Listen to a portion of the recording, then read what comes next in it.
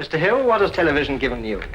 Well, nervous dyspepsia, indigestion, heartburn, all sorts of things like that, you know. For years, the Benny Hill Show dominated television screens, delighting audiences with its rapid-fire slapstick, risque gags, and that unforgettable theme music. Benny Hill became a comedy legend, his mischievous grin and over-the-top antics earning him fans around the globe. But behind the non-stop laughter and iconic sketches, trouble was quietly brewing. One controversial sketch would soon spark a backlash so intense, it would mark the beginning of the end for the beloved series. What was meant to be comedy gold ignited a cultural firestorm, one that exposed deeper issues and ultimately led to the show's cancellation. Now, we uncover the infamous moment that changed everything and explore the hidden controversy that brought the Benny Hill Show crashing down. The Benny Hill Show entertained millions worldwide from its inception in 1955 until it was taken off the air in 1989. However, one particular scene is often cited as a key factor that contributed to the show's eventual cancellation.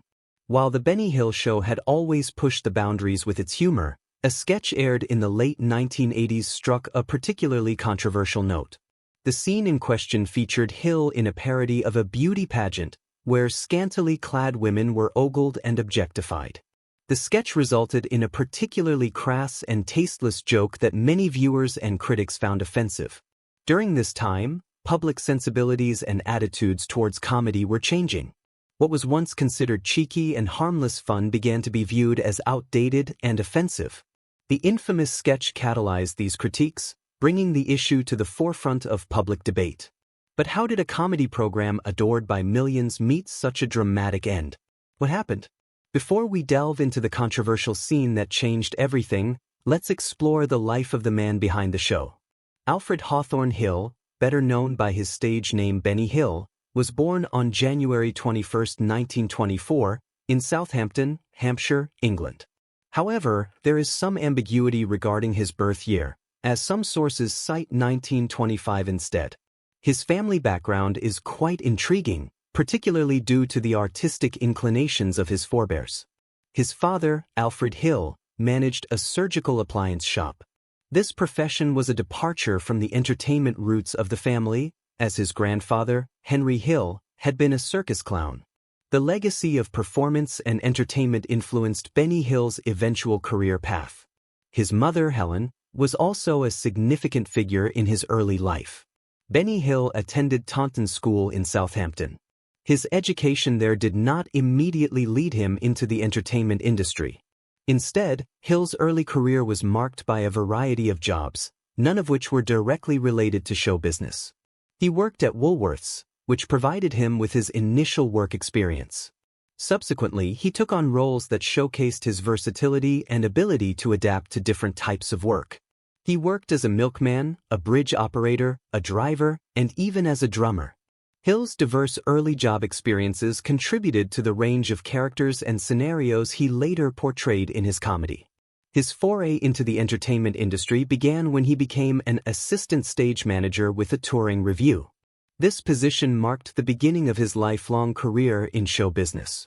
The role of assistant stage manager provided him with valuable insights into the behind-the-scenes workings of theatrical productions, including stage management, timing, and coordination, skills that would prove invaluable in his later television work. In 1942, during the height of World War II, Alfred Hawthorne Hill, better known as Benny Hill, was called up for military service. He trained as a mechanic in the Royal Electrical and Mechanical Engineers, a branch of the British Army responsible for the maintenance, repair, and recovery of electrical and mechanical equipment. This technical training provided Hill with skills that were not only practical during the war but also contributed to his resourcefulness and problem-solving abilities in his later career. Hill's military service saw him taking on multiple roles. Initially trained as a mechanic, he also served as a truck driver and searchlight operator. His deployment to Normandy in September 1944 placed him at the heart of one of the most critical phases of the war. The Normandy campaign was pivotal in the Allied liberation of Western Europe from Nazi occupation. Hill's role as a mechanic and truck driver would have involved maintaining and operating vehicles essential for transporting troops and supplies, while his duties as a searchlight operator would have contributed to the defense against enemy air attacks by illuminating targets for anti-aircraft gunners. Before the end of the war, Hill transferred to the Combined Services Entertainment Division. The CSE was responsible for providing entertainment to British and Allied forces, boosting morale through performances by comedians, actors, musicians, and other entertainers. This experience was instrumental in shaping Hill's future career in show business. In the CSE, Hill honed his performance skills, learning to engage and entertain an audience under various conditions. This environment allowed him to experiment with comedy, timing, and delivery, crucial elements that would define his later success on television. Benny Hill was deeply inspired by the star comedians of British music hall shows, a popular form of entertainment in Britain during the late 19th and early 20th centuries. Music hall performances typically included a variety of acts such as comedy, song, dance, and magic. The larger-than-life personas and comedic styles of music hall comedians left a lasting impression on Hill. Determined to carve out his niche in the entertainment industry, Hill adopted the stage name Benny as a tribute to his favorite comedian, Jack Benny, an American radio, television, and film actor known for his impeccable comic timing and deadpan delivery. Armed with the inspiration from music hall comedians and the practical experience gained from his time in the CSE, Hill set out to make his mark in show business. Benny Hill's first major break came through radio, a dominant entertainment medium of the era. He made his debut on the popular radio program Variety Bandbox on October 5, 1947. The show was a well-regarded platform for comedy and musical acts, and Hill's inclusion marked a turning point in his budding career. His sharp wit and adaptable comedic timing quickly won over listeners, setting the stage for his rise in the entertainment world. Hill's achievements in radio soon opened the door to television, which was rapidly gaining popularity and cultural influence. In 1950, he made his first appearance on TV. The addition of a visual component gave Hill new creative freedom, enabling him to introduce physical comedy and visual gags that would become trademarks of his style. These early television roles laid the groundwork for a prolific and enduring career in the medium. In 1962, Hill starred in a sitcom anthology titled Benny Hill, which ran until 1963. In this series, he portrayed a different character in each episode, demonstrating his impressive range and comedic flexibility. The show's unique format allowed Hill to experiment with diverse personas and sketch scenarios, reinforcing his reputation as a dynamic and imaginative performer. By 1964, Hill expanded his range even further with a surprising turn in classical theater. That year, he portrayed Nick Bottom in a television adaptation of Shakespeare's A Midsummer Night's Dream. The all-star production featured several esteemed actors, giving Hill a chance to prove his dramatic chops while still embracing comedy. As Bottom, a naturally humorous character, Hill was able to merge his comedic instincts with traditional stagecraft, revealing new layers of depth in his performance abilities. Between 1964 and 1966, Hill returned to radio with a program called Benny Hill Time on the BBC Radio Light program. This show spanned 3 series and stood out for its topical and satirical humor. Hill had a keen eye for current events and trends, which he cleverly wove into his skits. A standout episode from March 1964 parodied James Bond in From Moscow with Love, underscoring Hill's flair for spoofing pop culture. His comedic takes on the Beatles and other prominent figures of the time only added to his appeal. In Benny Hill Time, Hill brought a cast of recurring characters to life, including fan favorites Harry Hill and Fred Scuttle. These characters became signature parts of his comedic world. Harry Hill embodied the clumsy everyman, while Fred Scuttle was known for his exaggerated mannerisms and peculiar speech.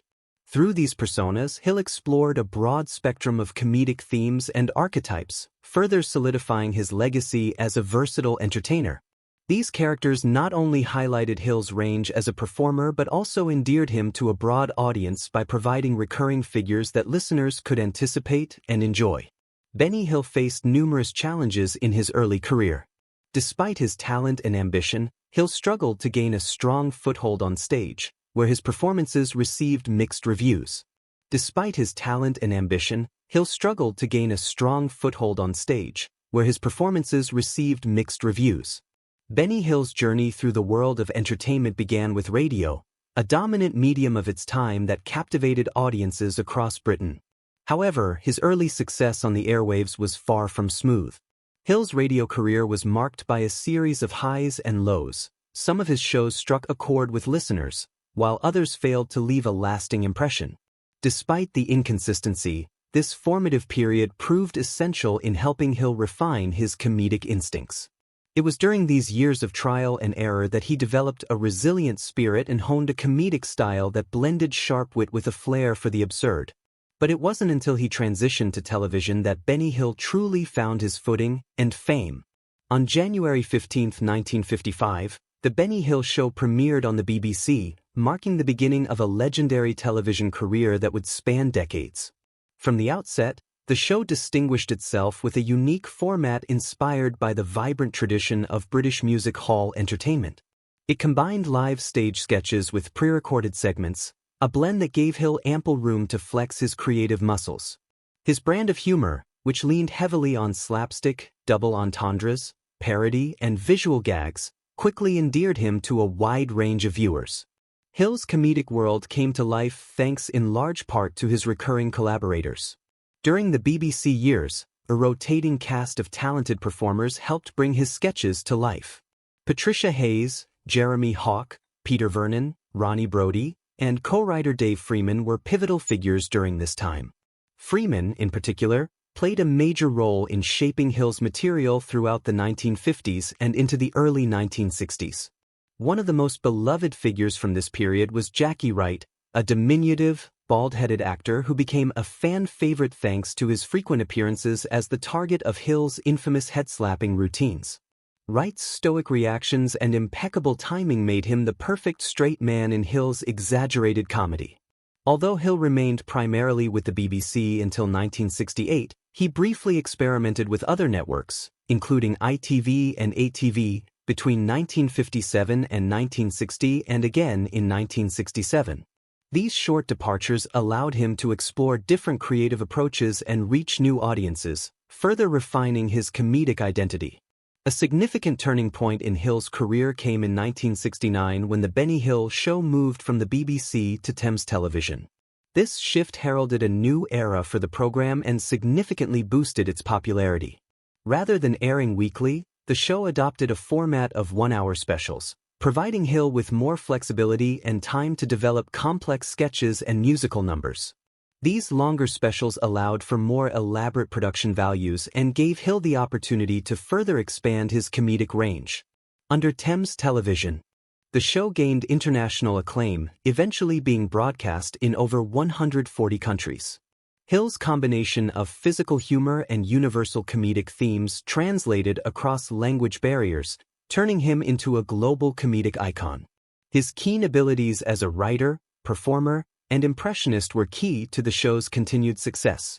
Hill's sketches often featured him adopting a variety of characters, from hapless everymen to pompous authority figures, each brought to life with his signature blend of satire and slapstick. Although Hill was the main creative force behind the series, he occasionally sourced material from other writers. In keeping with the norms of the time, these contributions were rarely acknowledged with on-screen credit. One notable example involves Cherry Gilliam, an actress and regular cast member, who reportedly sold Hill a sketch idea in 1976. Her fat lady concept was later featured in the January 1977 broadcast, and Hill even wrote to her from Spain to inform her that her idea would be used. A hallmark of The Benny Hill Show was its runoff chase sequence, an iconic gag that usually wrapped up each episode with a burst of frenetic visual comedy. This sequence often featured Hill and a group of cast members engaged in a madcap chase across various settings. The scenes were filmed using a technique called undercranking, which involved shooting at a slower frame rate and playing the footage back at normal speed to create a sped-up exaggerated motion. This technique amplified the absurdity of the scenes and highlighted Hill's talent for visual humor.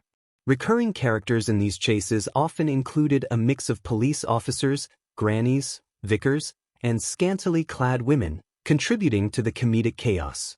The repetition and escalating absurdity of the chase made it a fan favorite and a defining feature of the show's style. The entire sequence was set to the raucous tune of Yakety Sax by Boots Randolph, a piece of music that became so closely tied to Hill's brand of humor that it is now commonly referred to as the Benny Hill theme. In 2015, this catchy instrumental was voted the #1 TV theme in an ITV special, a testament to its enduring popularity and cultural impact. As the show entered the 1980s, it underwent a noticeable evolution. One of the most prominent additions during this time was the introduction of Hill's Angels, a dance troupe composed of attractive young women who brought a new layer of glamour and physicality to the program. These performers were featured in choreographed dance routines as well as in comedic sketches, often playing foil to Hill's antics. Their presence added a fresh energy to the show and widened its appeal, though it also became a lightning rod for critics who viewed the portrayal of women as outdated or sexist. Sue Upton, one of the original and longest-serving Angels, became a staple of the show thanks to her comedic chops and charismatic screen presence. Another familiar face to emerge from the Angels lineup was Jane Leeves, who later went on to international fame as Daphne on the hit sitcom Frasier. Her early work with Hill gave her valuable experience in television comedy and performance. Alongside the Angels, Hill continued to be supported by a strong ensemble cast that helped bring his sketches to life. Henry McGee, Bob Todd, and Jackie Wright remained key players, providing balance and contrast to Hill's over-the-top characters. The inclusion of children, known as Hill's Little Angels, added another dimension to the show. Many of these young performers were relatives of cast and crew members, including the children of Sue Upton and Dennis Kirkland, the show's director. Their involvement allowed for more family-friendly content and added a heartwarming element to some of the sketches. Another notable cast member was Jenny Lee Wright, affectionately dubbed the sexiest stooge by Hill himself. She joined the show in 1970 and quickly became a fan favorite thanks to her comedic timing and willingness to participate in the show's slapstick routines. Her roles often required a mix of allure and self-deprecating humor, encapsulating the blend of comedy and sensuality that had come to define the Benny Hill Show. Despite its widespread popularity, the show was not without its controversies. Critics increasingly scrutinized its portrayal of women and its reliance on innuendo and physical humor. As societal attitudes evolved in the 1980s, many began to question whether Hill's style of comedy had grown outdated. These critiques, coupled with changing tastes in television comedy and internal pressures within Thames Television, eventually led to the show's cancellation in 1989. Nevertheless, the Benny Hill Show remains a landmark in British television history. It broke boundaries, entertained millions, and showcased Benny Hill's unparalleled talent for blending wordplay, parody, and slapstick. Hill may have been a polarizing figure, but there's no denying his impact on the comedic landscape. His work continues to influence generations of comedians and entertainers, and his legacy lives on through the timeless laughter he inspired. The criticisms levied against the show, especially by alternative comedian Ben Elton, sparked debates about humor, cultural influence, and the responsibility of television programming. Ben Elton, known for his alternative comedy style, made headlines with his allegations against the Benny Hill Show. He accused the program of inciting crimes and misdemeanors, particularly against women. Elton's criticism was rooted in his belief that Hill's show perpetuated sexist stereotypes and contributed to a culture where women felt unsafe in public spaces. His comments were widely publicized, both on the television show Saturday Live and in the January 1987 issue of Q magazine. Elton's argument resonated with those who believed that media representations could influence social behavior. He argued that the show's portrayal of women as objects of pursuit and slapstick humor reinforced negative stereotypes and potentially harmful attitudes toward women in society. The allegations by Ben Elton sparked a range of responses from the public and media. Some critics viewed Elton's attack on Benny Hill as excessive and unwarranted. A writer in The Independent likened Elton's criticism to watching an elderly uncle being kicked to death by young thugs, suggesting that Hill's brand of humor, while dated, did not warrant such harsh condemnation. Supporters of The Benny Hill Show and defenders of Benny Hill himself argued that blaming a comedy program for real-world issues like assault statistics was misplaced. GQ magazine pointed out the absurdity of attributing societal problems to a television show, comparing it to blaming concert pianists for unrelated issues like elephant poaching. They criticized Elton's stance as overly pompous and exaggerated. Interestingly, Ben Elton later parodied himself and his politically correct stance in the comedy series Harry Enfield and Chums. In a sketch, he appeared as Benny Elton, a caricature of himself as a politically correct spoilsport.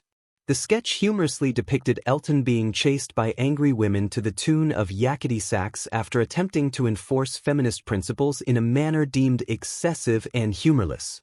The controversy also drew the attention of regulatory bodies.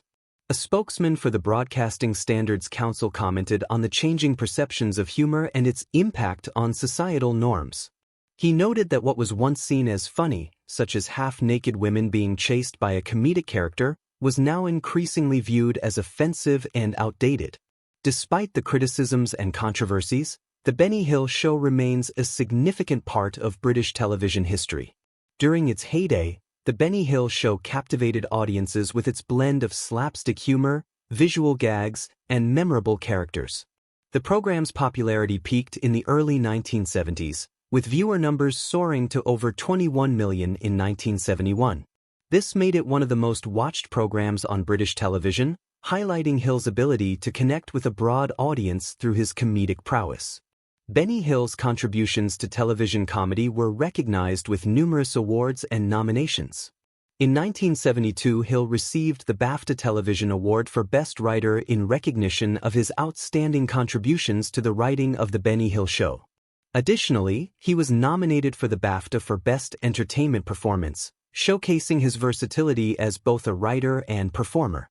In the late 1970s, the Thames Television version of The Benny Hill Show gained popularity beyond the UK, particularly in the United States. It was syndicated across American television networks, introducing Hill's humor to a global audience and solidifying his status as an international comedy icon.